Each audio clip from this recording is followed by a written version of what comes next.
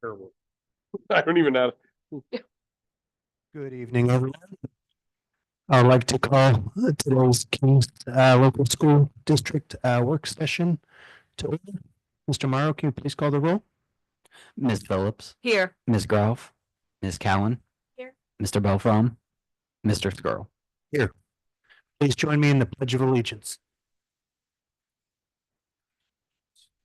Flag of the United States of America and to the republic for which it stands, one nation, under God, indivisible, with liberty and justice for all.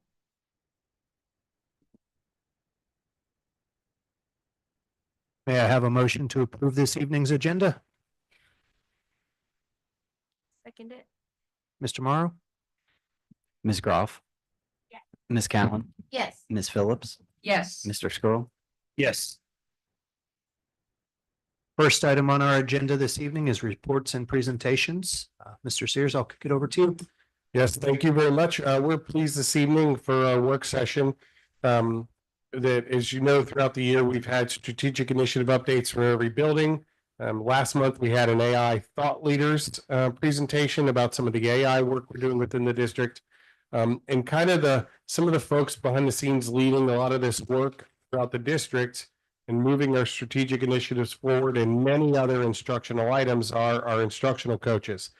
So tonight we are fortunate to have our three of our instructional coaches here this evening. That they are going to give us kind of an update and overview on things that they've been involved in and working on throughout this year. So I will turn it over to Andrea, Aaron, and Tracy.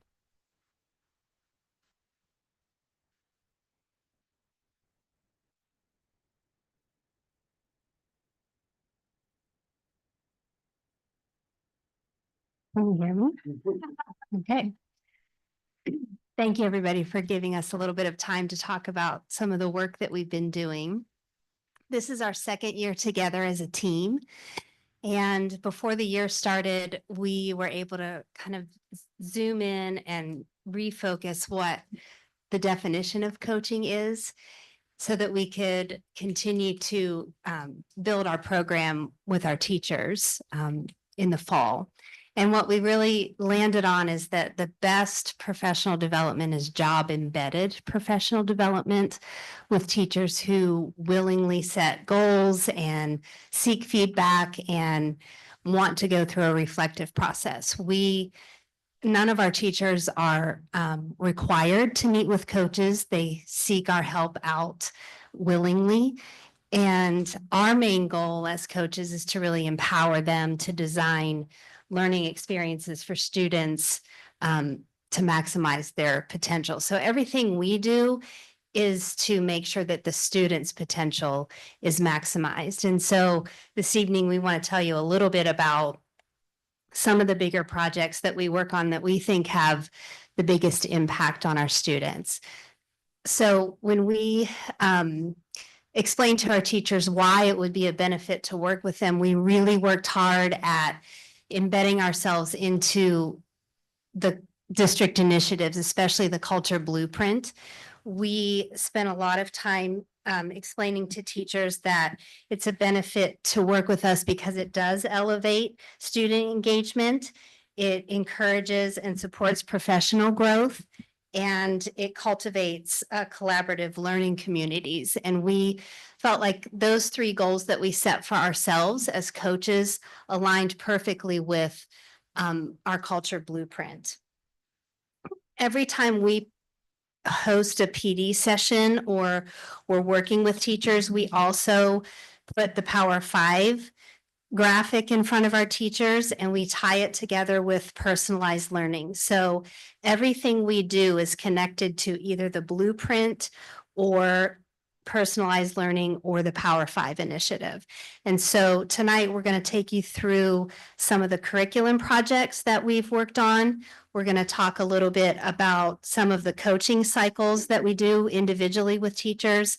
And we're going to talk a little bit about the professional development cohorts, small groups that we learn. So anytime we're together with individual teachers or with those cohorts, we always remind them about the Power 5, and we tie that, we're trying to marry personalized learning with the Power Five initiative so that it's not two separate things, that those two things are really aligned. So you'll see some of that in some of the projects that we're going to talk about.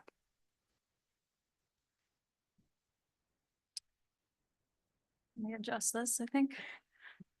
Put it way down. Okay, so the first curriculum project that we're going to talk about is fourth grade gifted math. So I've been working with the fourth grade teachers for a couple years on really enhancing instruction for their gifted math PD. So we got some quotes from some teachers, so that's up there. I won't read it to you, but you can read that. So the math classroom and Power Five really go hand in hand. So we talked a lot about the behaviors that you see in a math classroom and how that connects really with the Power Five skills.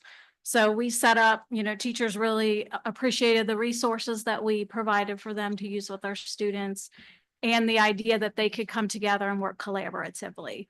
So with the 3 elementary buildings, oftentimes all the buildings might be doing something different. So it's really nice to pull them together and they get to work and plan for their students. So all of their students are getting the same experiences. And then the next one I've been working with is 5th grade math. After our data meeting, we looked at what's the one thing that we can try to work on that will impact our students the most. And we came out with fractions because fractions, was the thing that students were struggling with the most. So the teachers asked themselves, how can we enhance our fractions unit to better meet the needs of our students? So we met and we did some planning around fractions. We really focused on students doing the thinking, using those manipulatives and visuals with the students. Vocabulary and pacing were 2 big things that came up a lot as well. So because of the work we did with the teachers, then they're able to go back to the classrooms and do these things with their students as well. So we do some of the math together so that when they go back to their classrooms, they're more confident to do it with their students. So those are 2 of the math things. I'm going to pass it on and talk a little bit about ELA. Great. So for language arts, we invited the following teachers, representatives from every building and every grade level to join our design team. And our first goal for that was to review the standards. You can see the next slide. So we did a K-12 ELA vertical alignment. So the standards are arranged into grade level bands, K2, 3, 5, 6, 8. Some of those standards within those bands can look similar. So we looked really closely at all the standards and looked at every single grade level expectation for every single standard. That way teachers knew what students had to accomplish by the time they left their grade level for every standard. That also allowed them to see what students are coming to them knowing. So they should have mastered this skill. Here's where I need to take them next. So we looked at that K-12 with this design team. We looked at every informational, literature, writing, language, speaking and listening, and foundational skill standard, and looked at everything that student needed to accomplish and put it into one document. Then we shared this document with all K-12 teachers. So that was obviously a very long process, but I think we'll have a lot of gain from that. The 6 through 12 teachers, out of that vertical alignment, they started to refine their curriculum maps. And so before I tell you about that, Tracy is going to tell you what the K-5 teachers. You're ready to jump in. Yeah. So after we looked at those standards, as you all know, Ohio is requiring a curriculum. So those teachers either piloted Wit and Wisdom or EL Education. And in the next slide, as you know, Wit and Wisdom was the unanimous choice from all the teachers. And this is the schedule for PD. So now that we have chosen our program, next year, we're trying to give these teachers a lot of support because implementing a new program is a lot of work. So they will have 1 day of training in the summer. That's for their exchange day with Wit and Wisdom. And then we have some September dates where we'll bring grade level teams together to talk, problem shoot, plan together. Then in October 17th, our PD day, Wit and Wisdom trainers will come back again to give us some more training. We'll have module 2, lesson study, recap again in December with our teachers. troubleshoot, plan together, have conversation. February PD, work on it again with some wit and wisdom trainers. And then in March, how did it go? Kind of a year in review, continue planning for module 3 as well. What adjustments do we need to make? What supports do you need? So we're really trying to build in a lot of support for that program next year. So we know it's going to be a lot. Also, looking at the standards helped choose that Yes. curriculum so they could figure out if the curriculum was going to be a good one to meet the needs of the standards that we had really did a deep dive into. So the 612 teachers went back to their curriculum maps because they were not adopting a new program. They refined and revised their curriculum maps. The key takeaway that the 612 teachers talked about the most is that they were able to really reset on what the essential standards were because we were able to look at data alongside that vertical alignment. We were able to pick out which standards were some of the lower standards on our spring EOCs last year. And they were able to recraft their curriculum maps to kind of circle back to those essential standards over and over again. And they saw some gaps in their existing curriculum maps that they needed to go back and revise so that they made sure that they were resetting on that alignment. Another big takeaway that they realized after doing that deep dive and working on their curriculum maps and looking at release test items alongside that is they came to a deeper understanding of the depth of knowledge skills that students need. Some of the 8th grade teachers, when they looked at the release test items, they realized, oh my gosh, we've been asking kids just to identify figurative language instead of analyzing figurative language. And so they were able to use their curriculum maps to improve upon the depth of knowledge skills that they were asking students to do. And they just kind of recommitted to looping back to those particular standards, which is really similar to what the AP, the College Board does in an AP curriculum. They wanted all of our students to have that exposure to a looping curriculum so that you get multiple exposure to practicing particular skills as readers and writers. And I just want to add to that. You're talking about that spiraling and looping. That's Wit and Wisdom's philosophy as well. So every module, they're spiraling every single standard. So there's not just one exposure to it, but it's a continuous exposure all year long with different texts and different contexts. So that's their approach as well. All right. So the next thing we'll talk about is some of our professional development cohorts that we started. The first one, which I would say my favorite, but I loved them all. Personalized learning. So we follow the Ohio framework for personalized learning, which is up there. So our big question that we wanted teachers to think about, we wanted our focus to be students. How can we have students have more agency over their learning? So that was something we brought up every single time. We met with them 4 times throughout the year. So on the following slides, I'm just going to kind of talk about, we put a lot of photos up there because we wanted you to see personalized learning in action.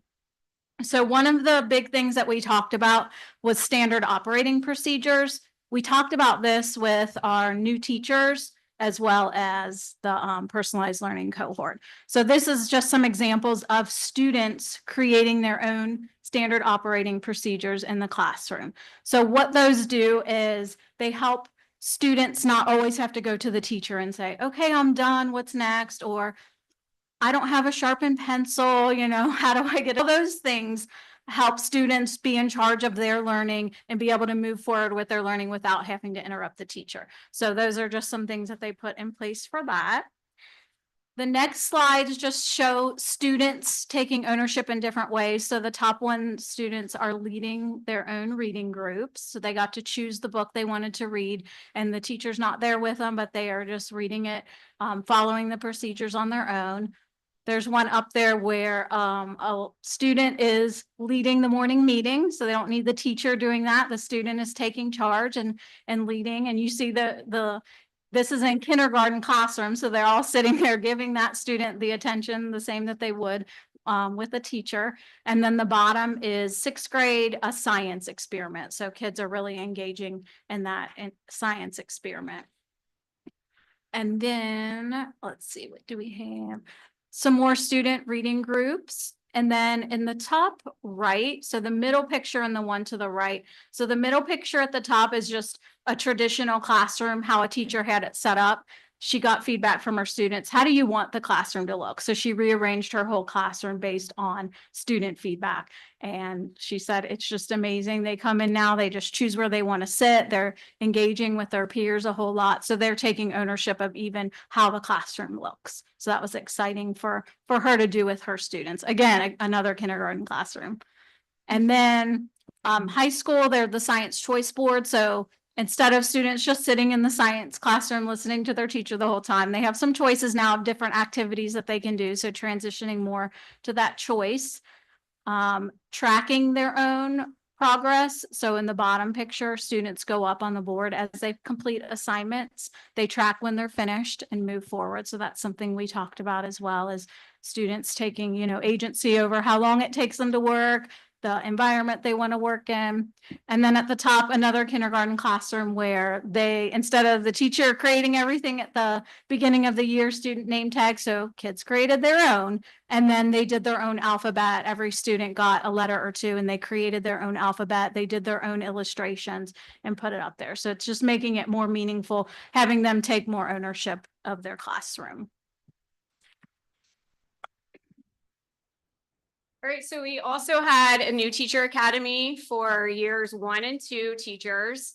And they came over here for a few days of professional development. And we also went into their classrooms as well. We really wanted to make sure we worked on our culture blueprint and our Power 5 strategies and how can we get the students to utilize those Power 5 strategies. We worked on classroom management, creating a positive classroom culture, some instructional strategies and best practices for the content they teach. They set goals for themselves. And then our last meeting, they did some reflection throughout the year, from the year and future planning for next year. We also took them to all the different buildings so they really understood Kings as a whole. So if students said, I was at KME last year, Columbia teachers knew what that looked like or what their plan is moving forward. While we were in those classrooms, they also got to visit some veteran teachers' classrooms and get some instructional strategies and ideas. And we debriefed those after the end of each classroom visit. And talked about those strategies and what they saw in the classrooms. This was from the last meeting, some lessons learned. And my favorite was how important relationships are with staff, students, and parents, the community as a whole. So that was one of the new teachers' reflections from the lessons they learned, how important that was. So. Great. And then that's just a couple of quotes of teacher appreciation for the cohort that we started with the new teacher. The teachers shared they felt more confident. Can you go back to that real quick, Don? Sorry, it's too fast. I've got it here. They said they felt more confident, that their classroom management and organization was better. They learned some best practices that along with that personalized learning, we kind of looped them into that process as well and did some learning around personalized learning. So they said they learned some of those choice board activities. They could apply the things we learned to their curriculum and then to differentiate. All right, now. So finally, sometimes this feels like the most gratifying part of what we do is when we're working one-on-one with teachers who reach out to us, who have really specific goals that they want to work on, and they engage in a coaching cycle. And we defined a coaching cycle this way. The teacher chooses their own focus and sets their own goal for that cycle. We spend some time helping them finalize their goal and set some learning targets for the students. And then we take some time as coaches to help. Sometimes we co-teach with them. Sometimes we just co-confer with them and plan and strategize. Sometimes we just go and observe their students and give them feedback on how the students are engaging. And then we always make time for reflection and evaluation at the end. And when I say evaluation, I mean the teachers evaluating the coaching cycle and how it went. Nothing we do is ever evaluative the way the principals will evaluate the teachers. We're there just to support and help teachers grow. And we always want their feedback on what we can do to make the coaching cycle better as well. So our next slide, we have some examples of what came out of particular coaching cycles. The first one, several of you have actually participated in this project that came out of a coaching cycle I did with Carrie Snyder. She started the new internship class at the high school last year, and she reached out to me. She was trying to figure out the curriculum for that class and what she wanted to focus on. So we sat down, talked through her vision. She established some goals, and she knew she really wanted to, at the end of that coaching conversation, focus on teaching kids hard and soft skills and how to talk about hard and soft skills in an interview. And then she designed the mock interviews that some of you have participated in. She and I developed a rubric together to use during those interviews. And our hope is that that internship class keeps going. We know that her classes have doubled in size this year. So I think kids are getting a lot out of it. So that's just one way that a coaching conversation can lead to a really big project for the district. The next one is just a simple example of a planning session that I had with a teacher. She wanted to revamp a unit. So we just did some co-planning together. I went and did some co-teaching with her and showed her how kids can use mentor text to read like writers. And then they created these brand new newspaper projects they had just finished the Crucible. And that was her culminating project. She wanted to do something different than just an essay. So that came out of just a little bit of co-planning and co-teaching together. Okay, we also worked on building a data culture within the building. So we met with teachers at many grade levels, content areas, and we looked at their data. We have a new platform that we use, a data dashboard, to help us identify strengths and areas for improvement. So we looked at that data to make some instructional decisions as a team, and then created a plan for instructional support from there. And those kind of look different depending on what grade level we were in. Did you want to add anything? Yeah.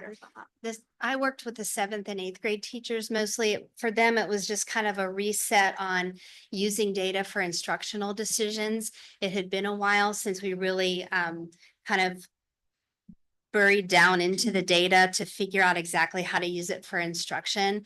And so we're trying to just get back in the habit of having data conversations and how do we make instructional decisions because of the data. Our plan next year is to have data conversations once a month. We have some very specific things that we're going to do each month at those data conversations. So in 5th grade, this looked like the teachers decided after looking at that data dashboard, their reading scores, that was a strength, but writing was an area of weakness. So we wanted to work on that. So we introduced the readiness assessments to them, which are provided by the state of Ohio. And after instruction, you can give a short checkpoint assessment.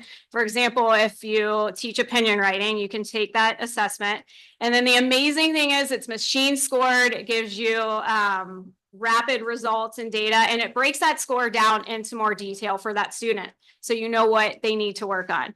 For example, it'll say conventions, organization, elaboration. So then you can change your instruction based on what each kid needs. Instead of reteaching a whole lesson on organization, you can group students into who needs organization work and who needs elaboration work and conventions, and then really design their instruction for what each student needs. This is a classroom I went in and taught a model lesson. I think we were working on organization there, and then did kind of like a reset. One of the teachers said, so it's out of 10 points on the assessment, and their average score is usually a 5 to 6. And on those assessments, students started to earn like an 8 to a 10, which is really good just by nailing into each student what they were working on.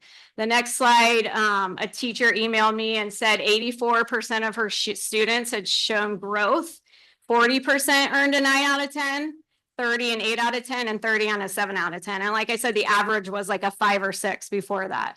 I had some meetings with teachers to empower them to continue this work when I'm not there. So I worked with a teacher to critically look at her students' scores and then how then she provides them feedback in some classrooms as well. So depending on each teacher and which classroom, that support looks a little bit different depending on what they said they needed and what they would like. All right, so what's next for us? So our future plans. So for next school year, we plan to continue the new teacher academy. We're going to focus on just the first year teachers to the district. We're going to grow personalized learning in the district. We know the more people that are doing it, then they can start to form cohorts on their own within buildings. We want to develop lab classrooms to demonstrate PL for those teachers that have been working on it for the past couple of years. They can be a model classroom for other teachers to come and see. Curriculum and standards work and 412 math. So that's going to be a big one. We've been working a lot on ELA. So now we're going to focus on math kind of in the same way. We're going to support the ELA adoption process, as Tracy talked about earlier, strengthen content area literacy. So that applies to anyone who teaches. We're going to do some book studies, monthly data meetings that Andrea was talking about. And then as always, we want to engage as many teachers as we can through coaching cycles. And that is all. That's not 10 minutes. We tried. You guys have any questions? Any questions, comments, thoughts from the board? I have a comment. As I was walking in, I told one of you I want you to knock my socks off, and you definitely did. I think they flew out of the room. Great job. Thank you. Thank you for all the work you put into this. Very impressed. It's our pleasure. We love to do it.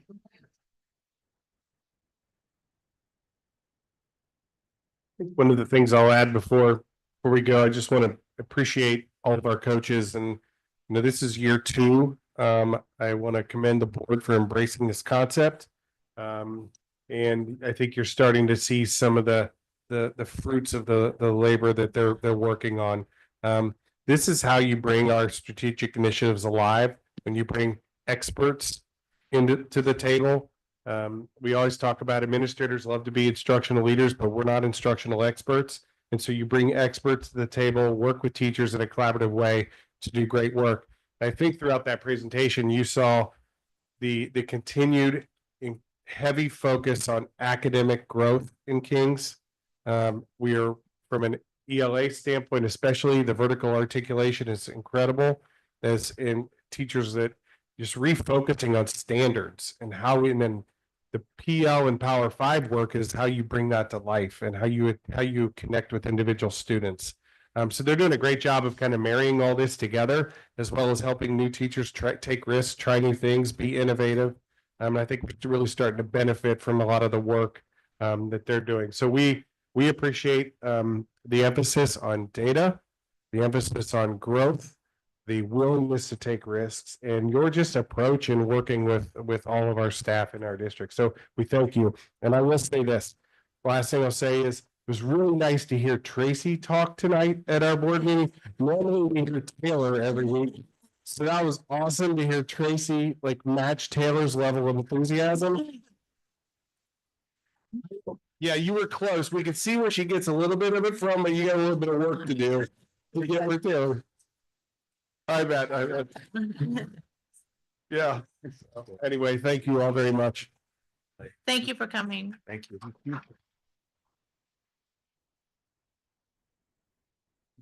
Next up, we have Andy Brosart with Bradley Payne Municipal Advisors. They are the district and Board of Education advisors for all things debt. We worked with Andy, meaning the administration and board, a lot in the last 18 months related to the $142 million that was approved by our community. So last year we issued 124 of the $142 million. So Andy wants to give an update on where we're at with the remaining 18 million, and also where we're at with the 124 million that was issued. So we're gonna load up there, I think, a maybe not. An update on the market. There we go.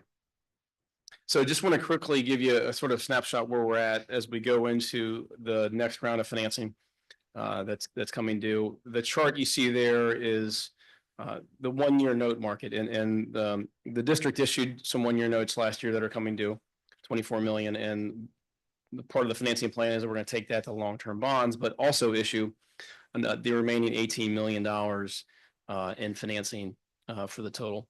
So the market, as you can see there, to the far right is the most recent. You can see it's been up and down, up and down. I think the key thing to note here is that as we start to see ratchets downward, is a sign of the inflationary market getting into a better time and rates coming down lower on the front end. And so had some better news today as well. So, hopefully that continues on and the short-term market continues to go our way.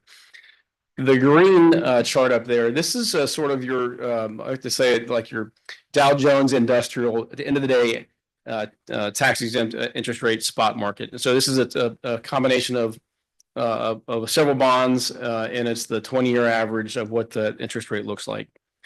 Don't get too excited or nervous about that line going straight up like that. This, ironically, we do this snapshot the first of every month. It's already starting to come back down. And so, we've been through a lot of volatile, interest rate markets over the last year. We've seen the 10-year treasury down at a 3.6 all the way up to a 4.8. And that's pretty odd for within a year's time frame. Really without a whole lot of, there's an election, right? But outside of that, the economy really hasn't gone out of whack from that point of view. So part of what we're going to do tonight is talk about the next round of our financing plan, because it's going to involve a little bit of both those charts and this chart here as well. We showed this to you last year, and this is the yield curve. And so your bonds are issued with every single year. It has a different interest rate tied to it. And so this is the gray bar, again, is the highest and low that it's been since 1991. And last year, if we would have overlaid the green bar, which is the current rate over, and then the orange is the average over the life of this chart, you would have seen like a Nike swoosh. And that was because inflation was higher. It came down and then went back up like that. And now you can start to see it's starting to normalize, which is again a sign of the inflationary market and interest rates coming down on the short end. So the market's still operating normally. I think, the other good news that we saw, and some of this might have been a rush to the market, keeping interest rates high because more deal flow, less buyers tend to keep interest rates high. There was a lot of concern last year about the tax exempt nature of bonds being taken away by Congress. And if you hadn't heard about that, one of the key components of trying to fix the budget deficit was maybe we finally take that away. They've been talking about it my whole career. This was probably the first time we all got really nervous about it. But I think a lot of advocacy was done on different organizations. And as of yesterday, we heard that coming out of the House that they think it's safe at this point in time.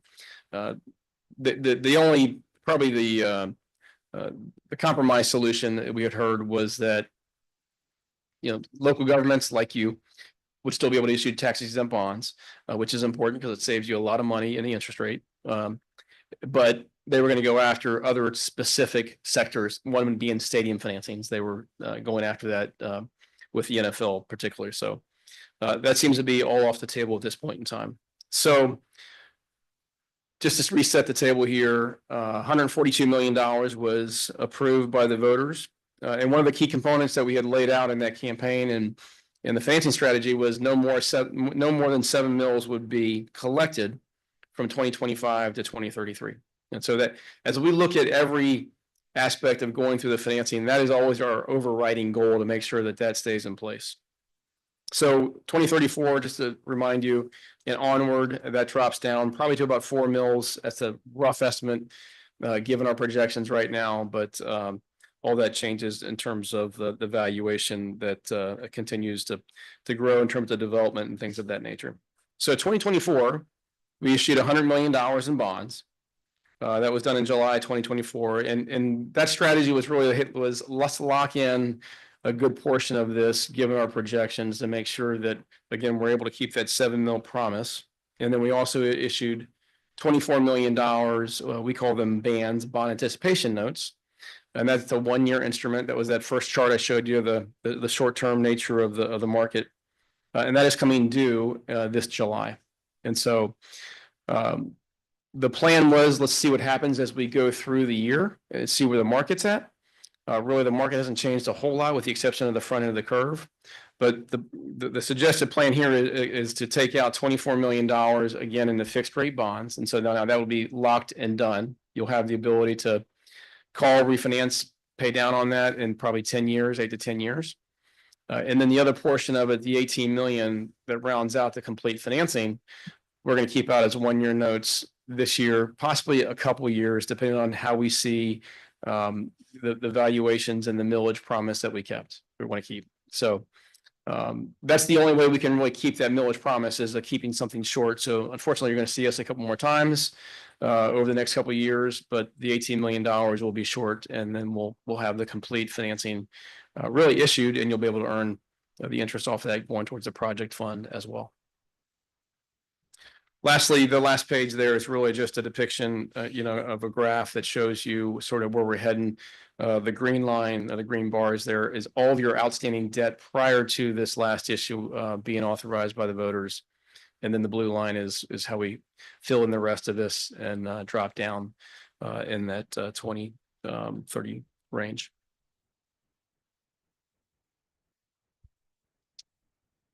Any questions?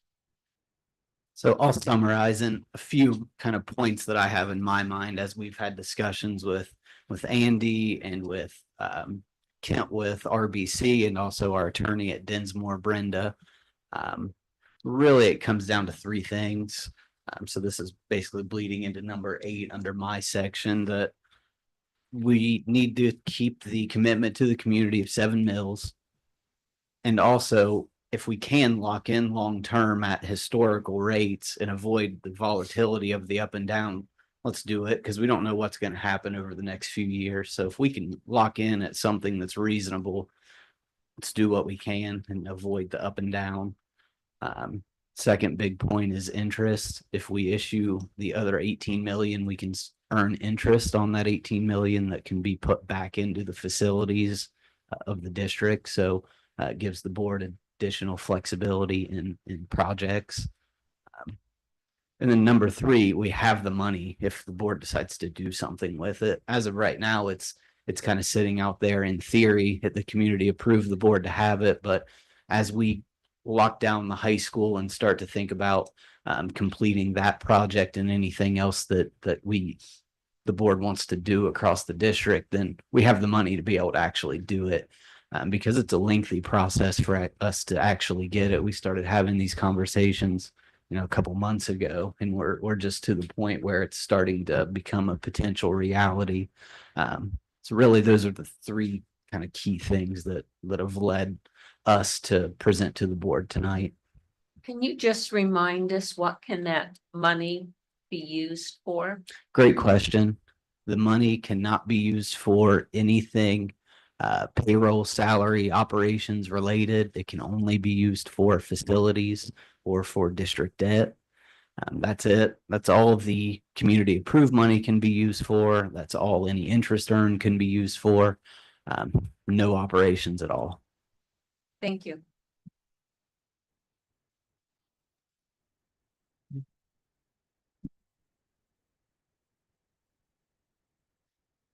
Thanks. Thank you. Thank you. Thank you. Moving along, next item on our agenda are discussion items for the treasurer, Mr. Morrow. Thank you. Don, if you could pull up a short presentation that I have. So, and I'll give her a second. Thank you.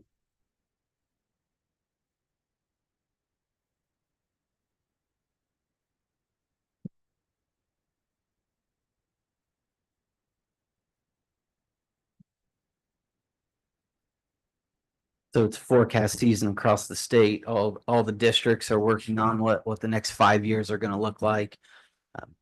Show this to the board every time, so I'm not going to rehash it, but there is a lengthy report that's linked into board docs, 20-ish pages of how I came up with the projections over the next 5 years, working with the rest of the district administrative team. Anything that you see in red that was actually written by me. It's not computer generated. So those are kind of my thoughts and assumptions on the page. So I asked the board if you could over the next week to take a look at that and formulate or ask any questions that you have. I know it's a pretty lengthy document, but I just wanted to point out to the board and community that it's not just computer generated thing. It's actual thoughts that have reason behind them. So any dialogue would be great. So before we get into the meat of it and the not so good news about our 5-year forecasted projections of our finances, always like to spend a minute and just remind the community that the board tasked the administration with doing anything possible to save money or generate revenue without affecting our students' experience. Very successful with that based on all the different data points on this screen. So have to remind as much as possible that we've put in a lot of work, and the board has made it a imperative to us that we continue to do this work. So as I said, start with the good before we get into the rest of the presentation. Go ahead. This is always a good snapshot. Kings always has a very low savings account. 94%. We're up from 93. 94% of districts in the state have less cash for how much they spend than us, which means we can't weather very many storms. The kind of industry standard is to have 60 days cash at any time. We teeter that consistently around low 60s to low 70s. We've been told by highly respected elected officials that we're doing it the right way by not having a bunch of cash that we're just sitting on. We're using what we have while keeping spending low. So this isn't necessarily a bad thing. It's just the reality that we don't have very much money to weather any storms. So what has not changed since November of 24? We continue to grow, which is great. It's a great district, a great community. People want to be here, but more students equals more cost. So as I said, it's awesome, but we have to spend more money. Rising personnel costs due to inflationary increases and rising benefit cost. We're not doing a bunch of hiring of new staff, but as staff get more experience, they earn more money. And then we've also seen some benefit increases that we'll touch on. And then we've seen rising purchase service costs, and you can see the chart below. It's pretty stark when you look at 2020 to where we are today in 2025. That's a pretty huge increase over 5 years. And those are directly tied to primarily student-specific service costs, transportation, and utilities. So I like to point out that bottom graph just to show that those are costs that we can't really control to a large degree, and we're seeing large increases there. What has changed? Very little. Our revenues are projected to be basically flat while our expenses continue to rise. As I said, it's not anything that we're doing to add. It's just we're seeing expenses go up just like everybody else and everything else. We have seen some revenue increases above expectations. Investment income has remained strong. The interest rate has remained high, which is awesome.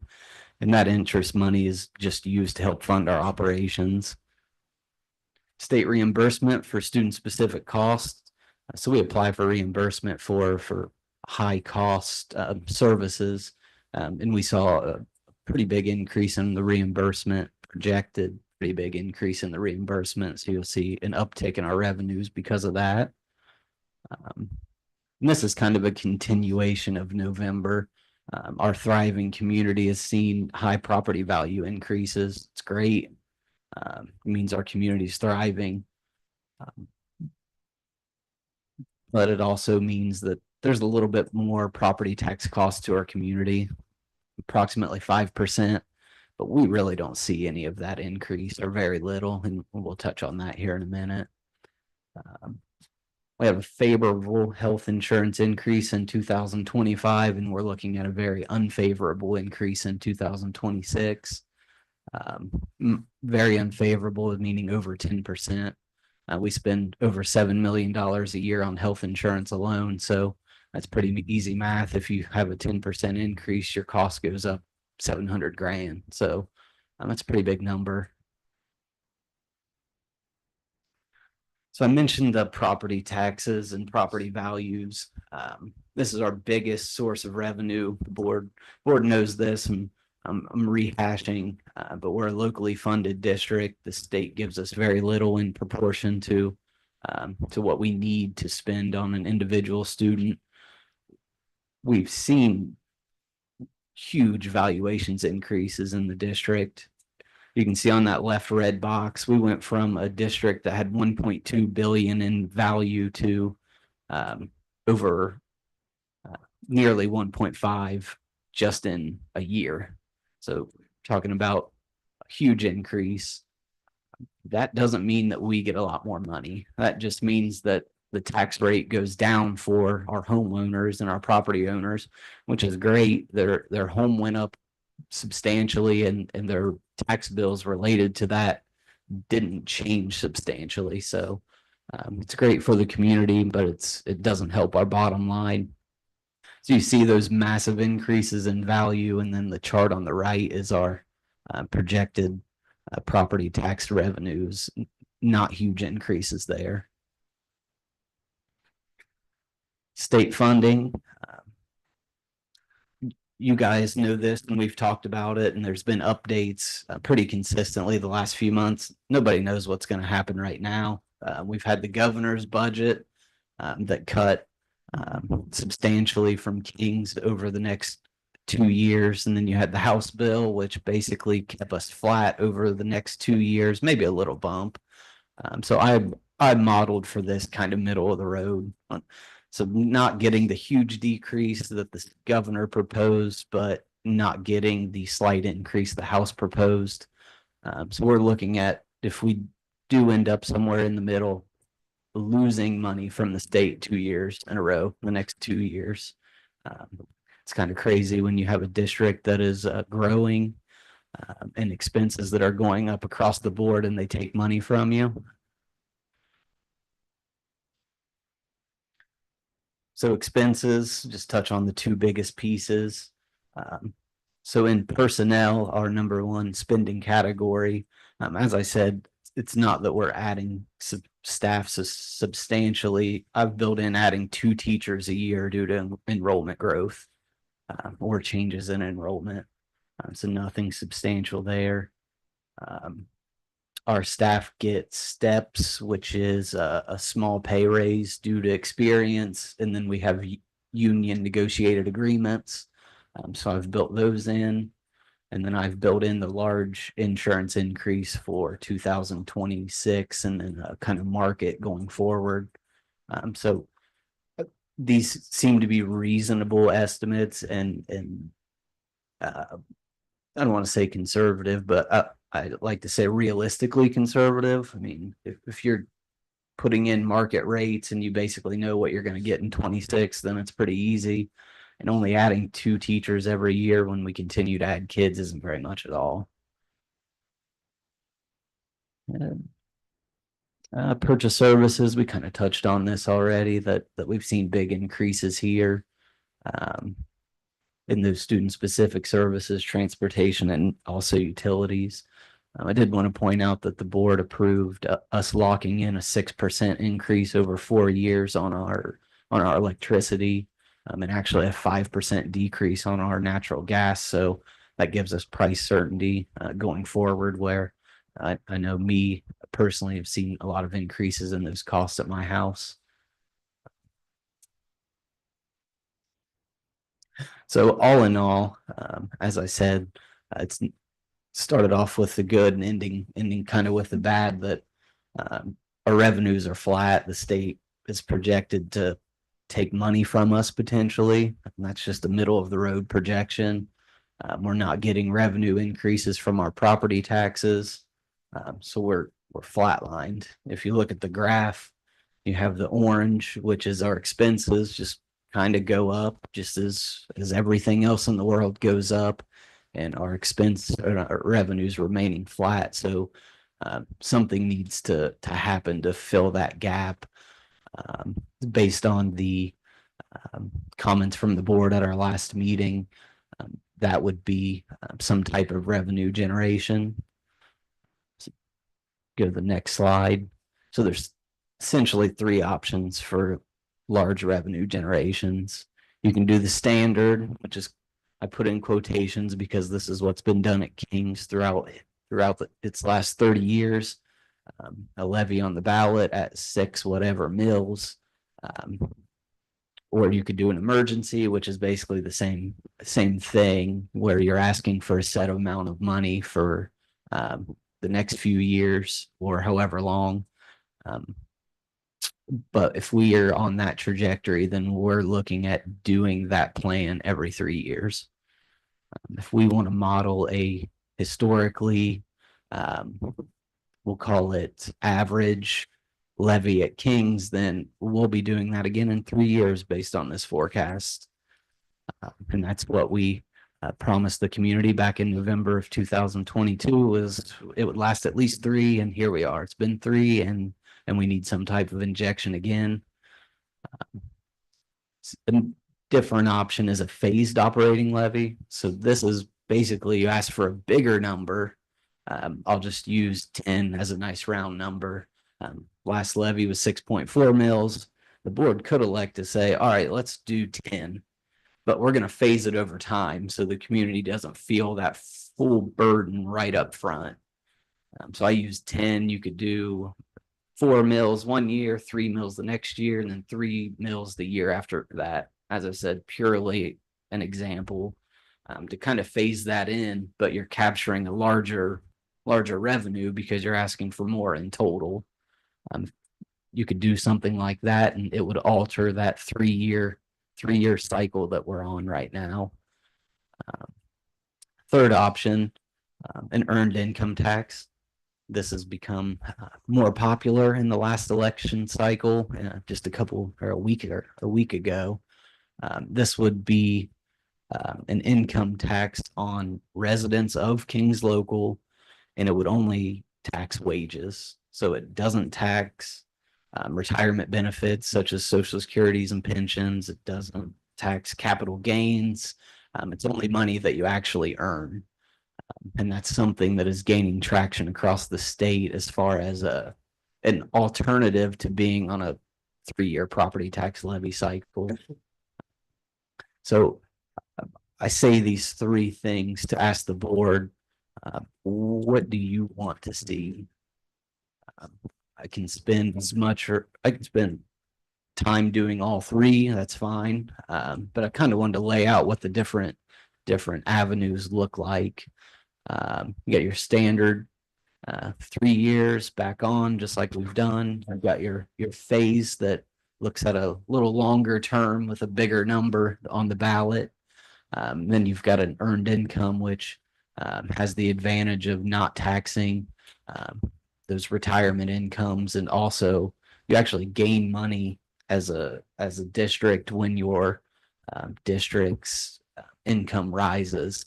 So you saw that kind of flat property tax revenue. This would actually go up as residents make more money, so you don't have to go back and ask as often.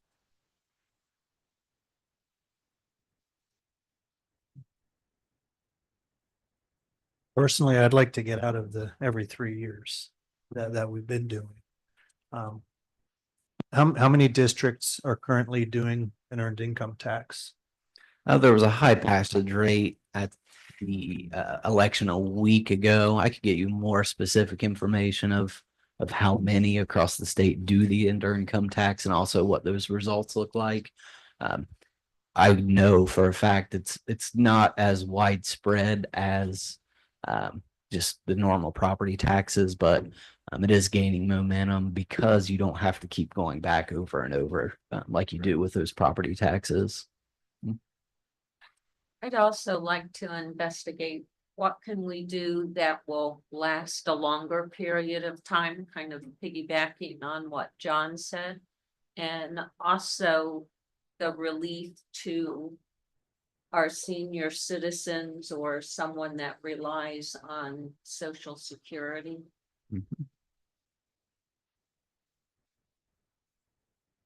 With the earned income tax, what kind of, I'm sorry, what kind of numbers are we working on? I've done some preliminary modeling and we'd be in the 1% range. The main disadvantage to doing an earned income tax is there's a long ramp up period for when the district actually gets money from it, because it's just like any other payroll withholdings. You have to get everybody to actually start withholding money from the people that live in the district and then remitting that. So you're talking about a 3 fiscal years before you actually see all of it. So you're kind of looking out at the longer term. So it's a little bit more upfront, but in that 1% range.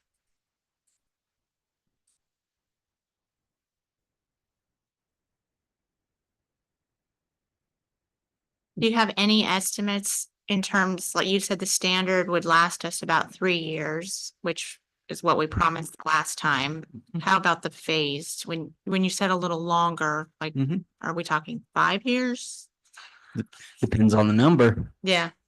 honestly, and how you structure it, because I threw out 10 as an example. Just Right. out of means nothing. Haven't done anything with 10.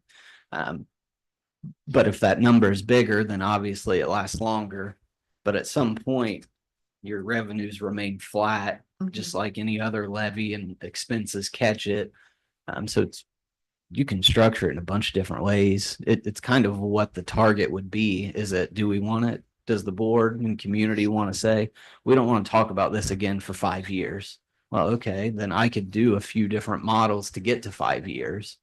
Or if we don't want to do it for 6, we want double the current cycle, then I could give scenarios. So that's it's kind of an open-ended answer. So I'm sorry, but really there's a lot of variation with what can be done with that. It's what's the expectation. Okay. And then with 1% on the earned income, any sort of estimate on time frame that would You could last? do a 1%, at least 5, probably more.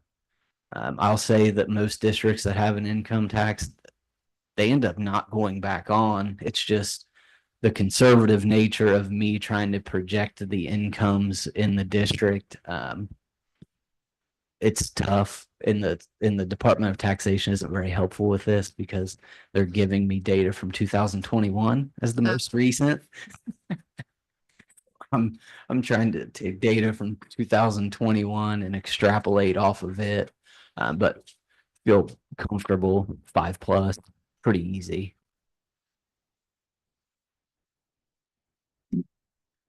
The key piece with all of this, and Mr. Marr and I've spent significant amount of time analyzing.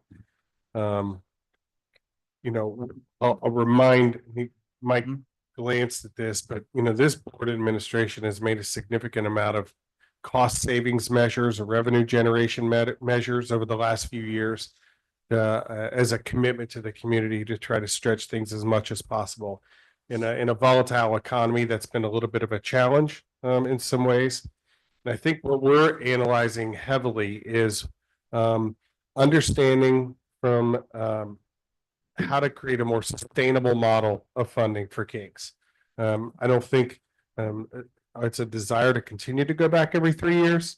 We know that our community has continued to support that method, but I think it's an obligation that we need to investigate ways to continue to create more sustainability, while also continuing to analyze all of our operational practices as we move forward. So I think this has given us plenty of feedback for us to make some movement forward for a more specific conversation next week around some of these concepts that we can begin to analyze what the best approach is moving forward. So we appreciate the board's feedback on this, and I think we'll continue to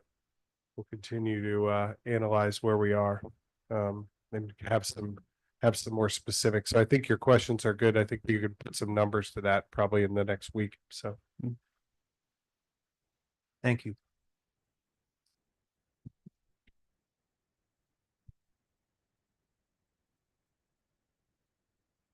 Mr. Morrow, are you going to touch on any of these other items? Absolutely. Okay. Yep, just making sure Okay. we were good and ready to move on. Thank you. So number 2 and 3 are just the regular meeting minutes. Ask that the board take a look at those, give any comments. Number 4, financial items. Most of the basic items such as our bank reconciliations are on there. You'll see that the regular monthly report's not because of the extensive 5-year forecast. We have 2 scholarships and 1 award. The VFW of Mason has been gracious enough to award 2 of our students $5,000 each. So I asked that the board approve that. That's been huge. This is the 3rd year they've done that. So it's awesome. Great for our kids. We have the choral scholarship. This is a continuation of a scholarship that the choral boosters used to give out. We've put the choral boosters back under the district accounts, but they asked if they could continue the scholarship, and we obliged if the board would approve that. And then the character awards. This is an award that has been long standing since I've been here, and I know before that, Dr. Karen Densmore puts this together every year for students that have great character, and I've included all of the sponsors of the awards on here. So I ask that the board approve all of those. Number 8 is the bonded note issuance. This is the presentation from Bradley Payne. Number 9, personnel savings plan. So Mr. Spinner's talked about this numerous times, but we're eclipsing $1 million in savings of our personnel savings plan. Part of that is posting in the local paper that the board is planning to rehire retirees. So this is just allowing me to post that in the paper. And then number 10, public records log. You'll see we've got a few outstanding that I'm working through right now. One's a few weeks old, but it was kind of 8 requests in one. So I'm working through that and getting close. Quick question on number 9. You say you Sure. post that in the local paper. Not many people get a newspaper anymore. So is it done on a website? Is it done Yeah. electronically? So it's in the actual newspaper itself and on the newspaper's website. Okay. And then of course posted here for anybody who sees it through regular board meetings. Okay. Good question. Do we have any questions for Mr. Morrow? Thank you. Moving on, we now have discussion items for the superintendent, Mr. Sears. yes, the first one is we'll need a roll call and a vote on. There's our 2 field trips. These field trips have taken place, and so we feel there was an error in submission to get those in, but we wanted the board to go ahead and vote on these in a timely fashion this evening. So the first one is from our biomed students, went to state competition, and the other one is our BPA nationals for our DMA students. So those will be 2 things you will roll call and vote on this evening. Are there any questions for Mr. Sears on these field trips? No. All right. I have a motion to approve these field trips. I'll make that motion. I'll second the motion. Mr. Morrow? Ms. Groff, Yes. Ms. Phillips, Yes. Ms. Cowan, Yes. Mr. Belfrom, Yes. Mr. Skrull. Yes. Thank you. Moving through number 3 is very similar to what we've done in the past with some of our phase submissions through OFCC for our Columbia Intermediate Design. This phase submission is more for the construction documents phase of the submission. And so there's a resolution that you'll approve next week around that. That project is ongoing. It's moving. We actually have structural steel that has gone up top to basically create the roofing structure. So we're in a good spot there, but this is the resolution for the actual completion of the construction documents and alignment with OFCC.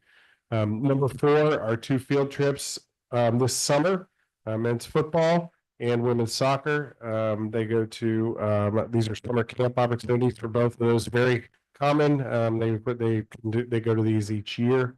And then number 5 is our approval in acceptance into OHSAA for membership for the 25-26 school year, so that our student athletes can compete in statewide tournaments. And then number 6 is probably the most important thing the board does all year. One of them is an approval of the 2025 King's graduate list. 324 graduates are set to walk across the stage on Sunday. We're very excited about that. And so that will be an approval for next Tuesday for finalize our seniors King's local schools experience. So any questions about any of those?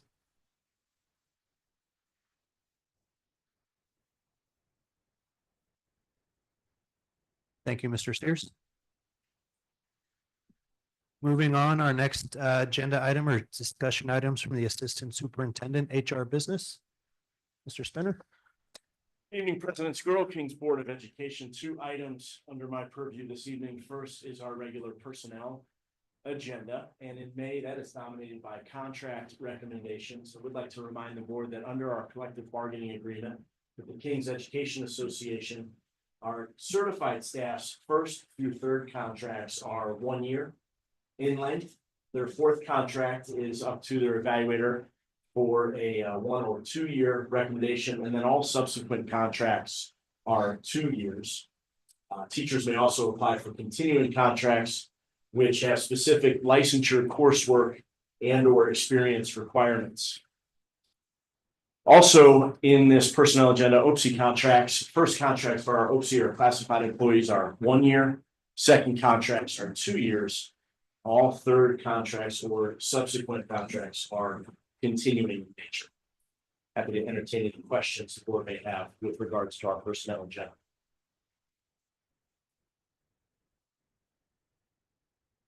Second item has to do with special education model policies and procedures. This resolution adopts Ohio's updated 2025 special education model policies to keep the district in compliance with state and federal laws. The updates included explain when parents can ask for records to be discarded, along with providing them the opportunity to request independent evaluations anytime.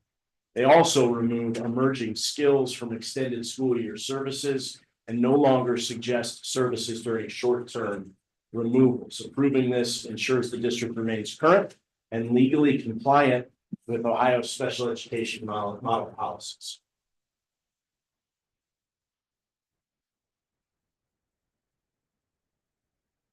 Any questions for the board for Mr. Spinner? Thank you. Thank you, Mr. Spinner. Next, we have discussion items, Assistant Superintendent of Educational Programs, Mrs. Martin. Evening, everyone. So Matt and I have a few items for you. It's time for ESC contracts for next year. We typically talk about this every year, but there are a couple changes that we've gone through with a few of them. So I want to point out a few things. I will say overall, in general, as Mr. Morrow and I have talked about these contracts, there's probably been about a 3 to 4% raise of costs in all of them. So you'll see that if you were to compare year to year, and that's been pretty consistent the past couple of years. With the Warren County ESC quote, that's the first one you have. Lots of things in this one. This is a 2-pager, right? So we have everything from student programs to truancy officers to related services to a lot of services we have in the district. Attendance services. There's quite a bit in this one. One of the things we've done different this year with this contract is Lorraine and I always watch if we have speech or a nurse that becomes full-time in the district, and then we bring them back to King. So we had a couple of those positions this year that we took out of this contract and we hired through King's. So that's the preschool nurse and then 2 speech positions, one being full-time in the preschool and another being more of a couple different places we need in the district. Still have nurses on here for independent students. They still do substitute nursing for us. We still have a couple days of speech around the district. So it just becomes, when it becomes a full-time position for us, that we bring it back to the district. And this year we were able to do that with 3 positions. So that's the Warren County ESC one. Lots of things in that one. If you look at it, have any questions for me, just let me know. This next one we have is the Hamilton County ESC one. Typically with Hamilton County, this is when we do a little bit more teaching and learning. So you'll see Gifted is in here, but this is also where we do assistive tech consortium, which is really helps us.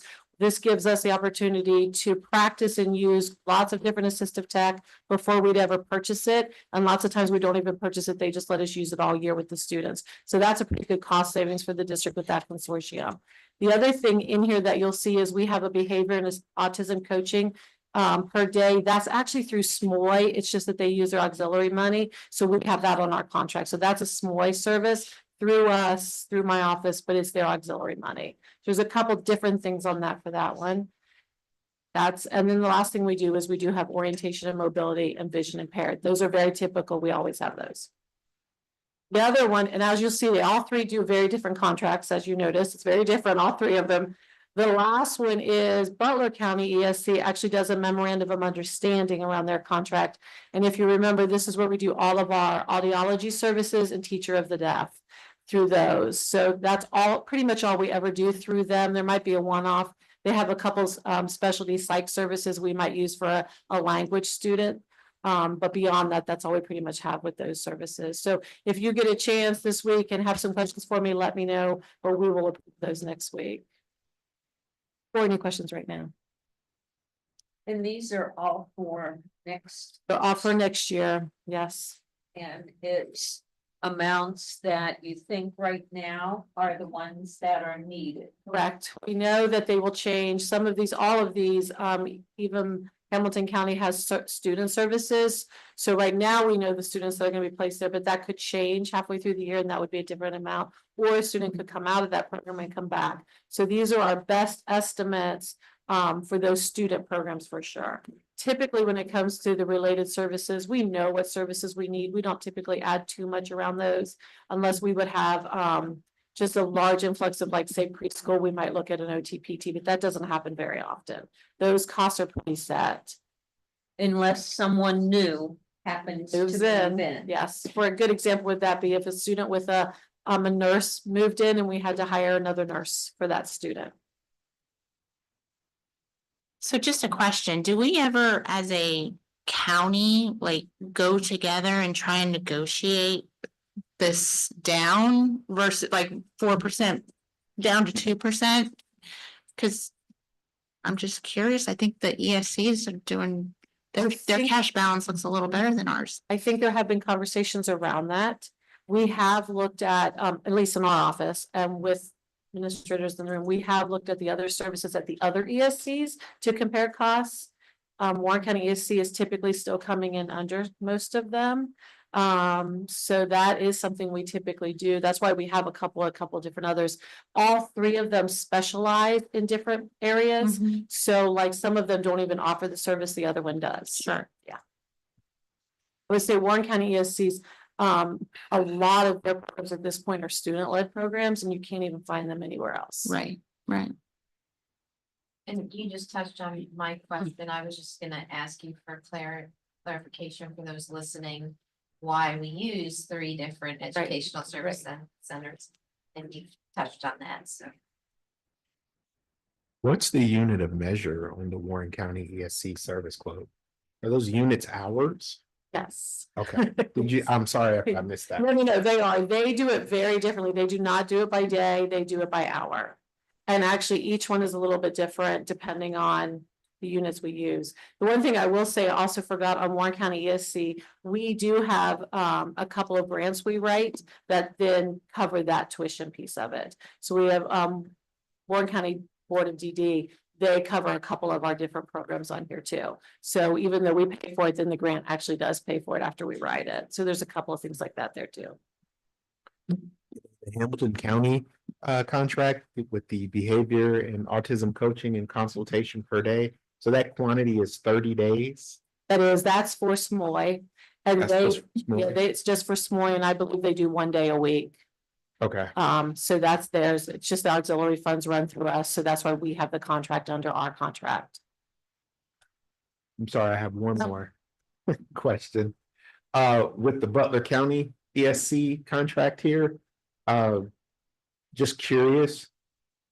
Do we have to lease the hearing assistive technology from them? I mean, that's See, you are $90 per asking item. The big question we always go through. So Lorraine and I Like that and one, Mike? yeah. So Lorraine and I and Butler County ESC actually probably the last, before even COVID, so 6 or 7 years have gone back and forth. A couple times we've bought them. But they go out of service so quickly and then we can't replace them. It's almost cheaper to lease the students' equipment at this point. We've tried both ways, and this right now seems to be the cheaper option. It's students with hearing needs don't always take care of them, and they're young and they're little and they break and we have to find them, and there's batteries, and some of the leasing options, it's a little bit better to get batteries or fix something quicker or turn it back in versus if we own it. So we've actually tried both ways. But Butler County and us, as of right now, the leasing is a better option money wise. Okay. Yes, that's a good question. We've looked into it a little bit. This one, Butler County ESC is the one that is a little bit more to what Peggy alluded, that we have to like take a look at our students and estimate a bit more, because based on their IEPs, some things, services could change, some hours could go down, or if a student has a brand new device that's going to take a little bit of time with the teacher of the deaf, we build more time in. So this is a bit more of an estimate about what each student's needs are going to be next year. So we see that go up and down. Mike and I watch that pretty close every year to see where we're at. This seems like an expensive lease per each item. So $900 to $1,000 per item. But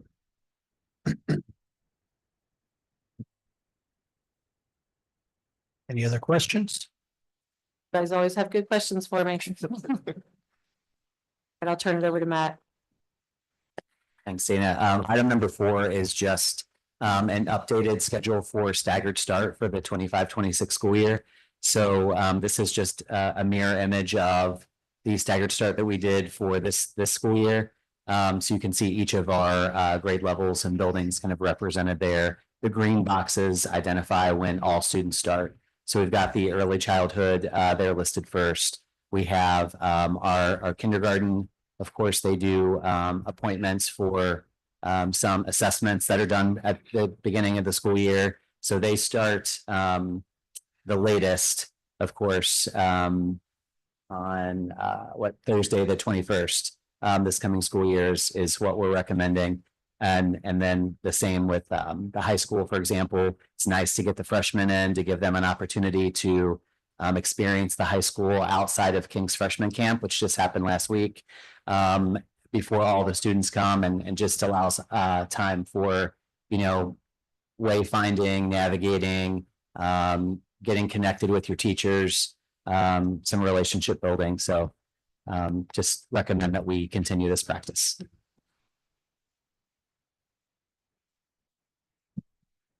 Thank you, Mr. Freeman.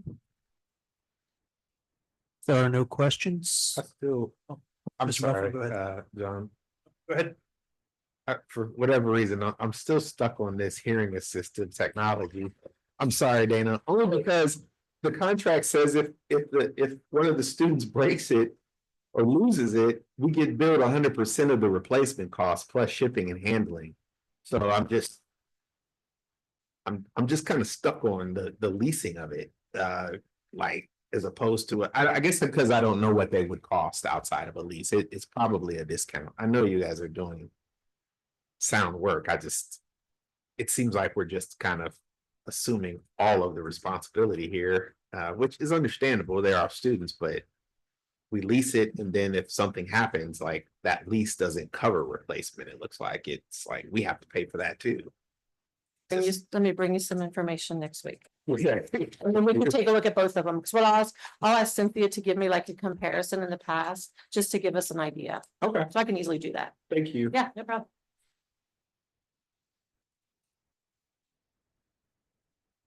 Anything else? No, okay. Moving on, next agenda item are items presented by the board. Do we have anything to present this evening? I don't have anything to present, but KFC was referenced by Mr. Freeman. My son participated in that and he said it was a fantastic time, so.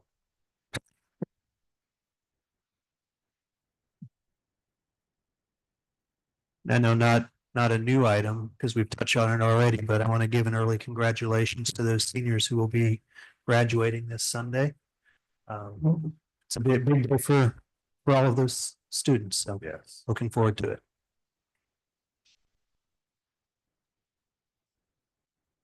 All right, so next on the agenda, we have executive session. We will be entering into executive session for the following purpose: to consider the employment and compensation of a public employee or official and matters related to be kept confidential by federal law or rules or state statutes. May I have a motion to go into executive session? Make that motion. I'll second the motion. Mr. Morrow, Mr. Belfrom, Yes. Ms. Phillips, Yes. Ms. Cowan, Yes. Ms. Goff, Yes. Mr. Squirrel. yes. Please note, once we come out of executive session, we will go ahead and adjourn. So thank you, everyone.